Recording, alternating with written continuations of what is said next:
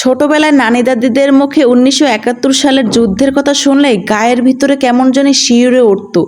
কিন্তু ২০২৪ সালে এসে যে এরকম কোটা আন্দোলনের মুখোমুখি হব কখনোই কল্পনা করতে পারি নাই। আর সাথে এটাও বুঝেছি যে আমাদের দেশের জনগণ, ছাত্রছাত্রীরা তাদের জীবনের বিনিময়ে হলেও এই দেশটাকে স্বাধীন করতে চায়। এটাই হচ্ছে স্বাধীন বাংলাদেশ।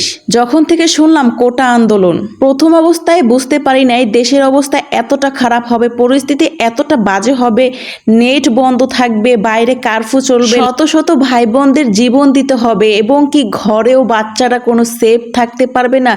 এটা আসলে কখনোই কল্পনা করতে পারিনি। হয়তো আমরা ঘর থেকে বের হইতে পারি নাই, আন্দোলনে যোগ দিতে পারি নাই, কিন্তু ঘরে বসে প্রত্যেকটা মানুষ কিন্তু আমরা বাইরের কি খবর সেটা নেওয়ার জন্য, জানার জন্য, শোনার জন্য প্রতিটা মুহূর্তে চাতক পাখির মতো আমরা উকি দিয়ে বসেছিলাম। যে যেখান থেকে পারি, যেভাবে পারি, যখন পারি আমরা কিন্তু খবর নিয়েছি, অবশ্যই নিয়েছি। সবাই মন থেকে একটাই দোয়া করছে এই দেশটা জানি স্বাধীন হয়, আমরা সাধারণ মানুষ জানি স্বাধীনভাবে বাঁচতে পারি, স্বাধীনভাবে কথা বলতে পারি, নিজের জানি মনের ভাব প্রকাশ করতে পারি। আসলেই বুঝতে পারি নেই যে আমাদের প্রাক্তন সরকার এত তাড়াতাড়ি পদ ত্যাগ করে সে দেশের বাইরে পালিয়ে চলে যাবে।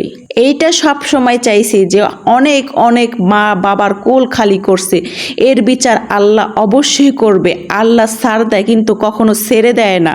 আর ওই যে একটা কথা, অহংকার হচ্ছে পতনের মূল। অহংকার মানুষের জীবনে কখনোই কাম্য নয়। যাই হোক, মনের ভাব প্রকাশ করতে আজকে যতটুকু পারলাম করলাম, কারণ আজ থেকে হচ্ছে স্বাধীন বাংলাদেশ।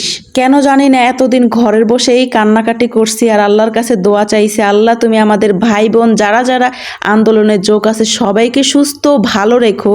কিন্তু আজ জানে কেন ঈদের চাইতো বেশি আনন্দ আমাদের ভিতরে ফিল হচ্ছে। এটা শুধু আমার না, পুরো জাতির। আর এর জন্যই পুরো ক্রেডিটটা কিন্তু আমাদের ছাত্রছাত্রীদের, ভাই বোনদের, তাদের জীবনের বিনিময়ে আমাদের দেশটাকে স্বাধীন করে গেছে, স্বাধীন মুক্ত দেশ করে গেছে। আগামী দিনের ভবিষ্যৎ বাচ্চাদের জানে কখনো এরকম কোটা আন্দোলনে পড়তে না হয়, জীবনে আবু সাইদ ভাই, মুগ্ধ ভাই আর অন্যান্য ভাই বোনদের মতো তাদের জীবন দিতে না হয়। তারা কিন্তু তাদের জীবনের বিনিময়ে দেশটাকে স্বাধীন করে দিয়ে গেল। আবারও প্রমাণিত হলো ছাত্রছাত্রীদের কখনোই দমিয়ে রাখা সম্ভব না। হাজারো খুশির মধ্যে তাদের কথা খুবই মনে পড়ছে। তাদের বাবা মারা অনেক কষ্ট করে এতদূর বড় করে আনছে এই দিনটা দেখার জন্য নয়। তারপরেও একটাই দোয়া করব, আল্লাহ জানি তাদের বাবা মাদের ধৈর্য ধরার তৌফিক দান করে আর আমাদের ভাই বোনরা জানি ওপারে ভালো থাকে। অহংকার হচ্ছে পতনের মূল, এটা জনগণ এবার চোখে আঙুল দিয়ে বুঝিয়ে দিল। তাকে যেই সম্মানটা আমাদের পুরো বাংলাদেশের জনগণ করত, সে আজকে নিজে হাতেই তার সম্মানটা মাটির সাথে ধুলোয় মিশিয়ে দিল। অহংকার করা কখনোই ভালো না।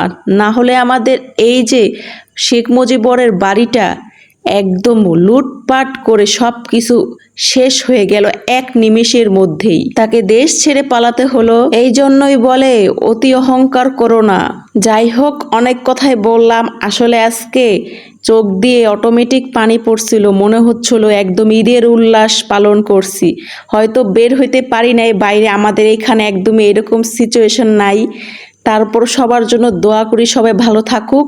আমাদের স্বাধীন বাংলাদেশ জয় হয়েছে, এটাই আমাদের কাছে অনেক কিছু। জয় বাংলা। আজকের ভিডিওটা এখানেই শেষ করছি। সবাই ভালো থাকবেন। আল্লাহ হাফেজ।